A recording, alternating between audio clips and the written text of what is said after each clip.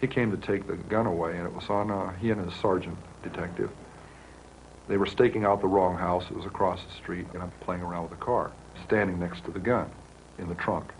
They come over and ask me about, excuse me, sir, do you know who lives in this house across the street here?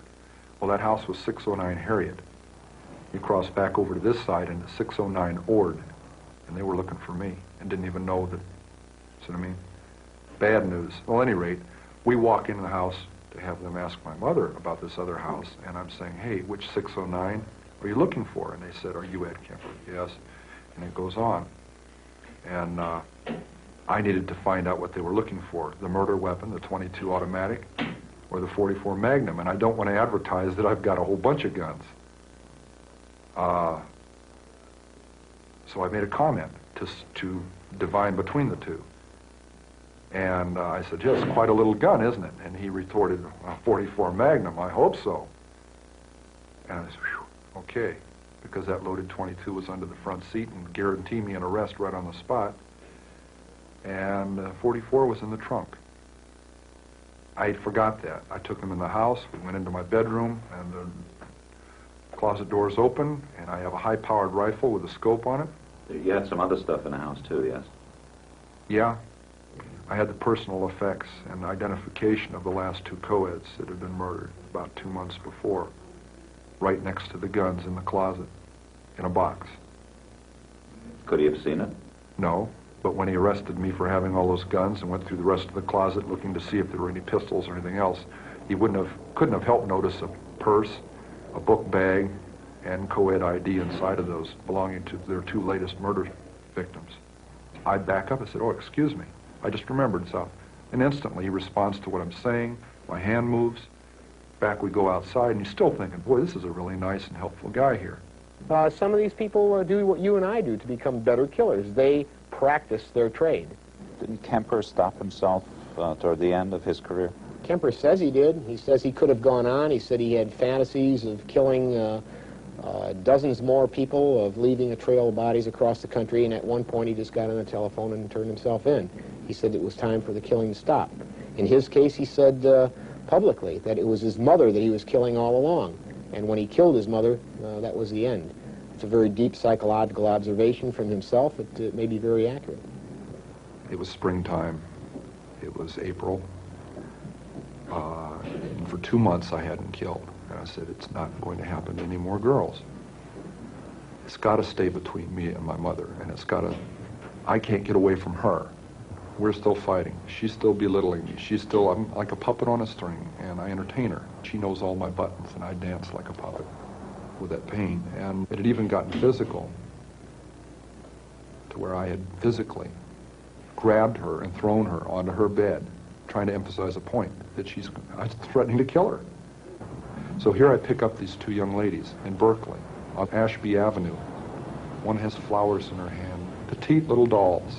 They're in granny dresses, and they're hitchhiking, a couple of real experts. I want to see how together I am, if I can resist this temptation. You going to Walnut Creek? Great.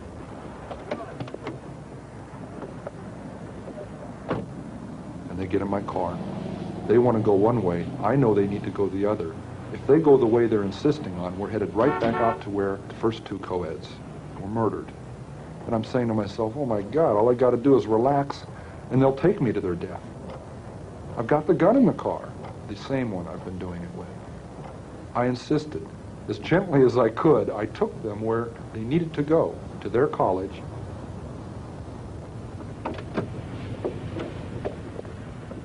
Thanks a lot. That was 1 week before I murdered my mother. I said, she's got to die, and I've got to die, or girls like that are going to die. And that's when I decided I'm going to murder my mother. I knew a week before she died, I was going to kill her. And she went out to a party, she got soused, she came home, went to sleep. I was woken up by that, came out. I walked up to her bed. She's laying there reading a paperback, as many thousands of nights before. And she said, oh, I suppose you're going to want to sit up all night and talk now. Shit. I looked at her, I said, no, said, good night.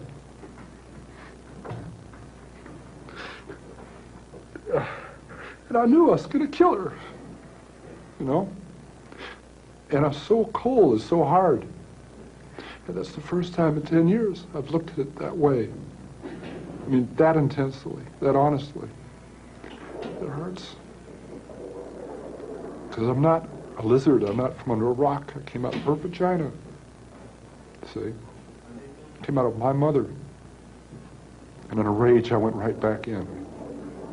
For 7 years, she said, I haven't had sex with a man because of you, my murderous son. This is one of our arguments.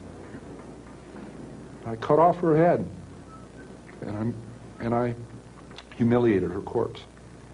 It's there, you know? A 6 young woman dead because of the way she raises her son and the way her son is raised, the way he grows up. And what's her closing words? I suppose you want to sit up all night and talk. God, I wish I had. Your grandmother and her daughter-in-law, your mother, were two women very important in your life, and you killed them both. Could you say what they were like that led them to the same fate? Same thing that kept them from ever being friends. They were both aggressive, matriarchal women. They'd been the daughters of strong matriarchal women. I still loved my mother, and it's hard for somebody to comprehend that you murder your mother through love. It isn't a rational process. It's a very painful process. It isn't rational, and I've got to still live with that. Why did you wind up giving yourself up? It had to stop. It had to stop. Once my mother was dead, there's almost a cathartic process at that point. I got physically ill right then, when she died, when I murdered her. And once she was dead, there was no way I could back out. I had backed down from giving up 1,000 times. You know, I used to get drunk and go sit out in front of the sheriff's department in a parking lot across the street on one of those little concrete parking berms, and I just sit there and say, no, I still can't. The clanging doors, I could still hear them. No, because it'll never open again. You know, so I rationalized that to give up would be insane. To give up would be crazy. I'd be giving away my freedom, and I don't need to. But I look back on that and wish I had earlier, when I was saying those things to myself. The people who were later dead wouldn't be. The regret that came later would have not had to be. Those people, not things, those people would still be with their families, with their loved ones.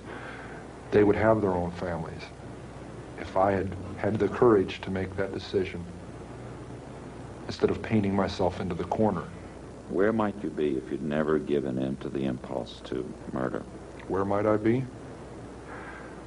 If my parole had been successful, I believe I'd be married, I'd have children, I'd be heading toward my first grandchildren.